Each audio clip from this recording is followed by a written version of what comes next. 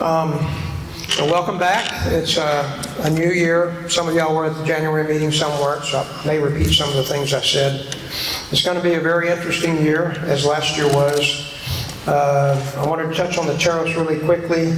So most of y'all know the Supreme Court is preparing to release their decision on the reciprocal tariffs. There's basically two large classes of tariffs. I'm not an expert, but one of them is a different schedule that relates to like steel, aluminum. I think President Trump added copper recently. You're making a case that they're vitally important to our nation's security, so it's a different class of tariffs. Reciprocal tariffs, or that name that's being used, is basically where we look at countries and decide we're going to put a tariff on them for various reasons. So tomorrow is the next day that the Supreme Court is going to announce decisions they've made.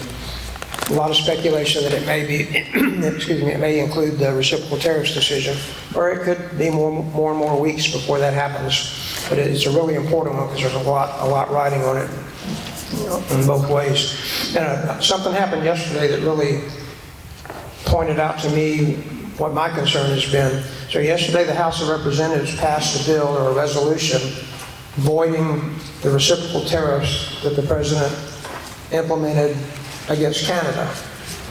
The resolution would have removed all tariffs to Canada, and the House passed it. So now it has to go to the Senate for them to approve it. And if they approve it, well, guess what happens? It goes to the President's desk to sign. Well, you think the President's going to sign that? Of course not. But to me, it shows the challenge involved in all of that, and this is one of the things I'm sure the Supreme Court's looking at. Normally, based on historical precedent and the Constitution, the House and the Senate are supposed to initiate any legislation that has to do with spending, taxes, and all that sort of stuff, including tariffs. And then the President, so that it can come from the People's House and the Senate, whatever they think is appropriate. The President has the authority to veto it and not let it happen. But it's supposed to initiate with our representatives at the state level and at the precinct level, the district level in the case of the House of Representatives. And then, but the way it is now, the President's launching the tariffs and the House has no input into that. So the only thing the House can do if they don't like a tariff is do what they did yesterday and pass a bill, but guess who can veto the bill?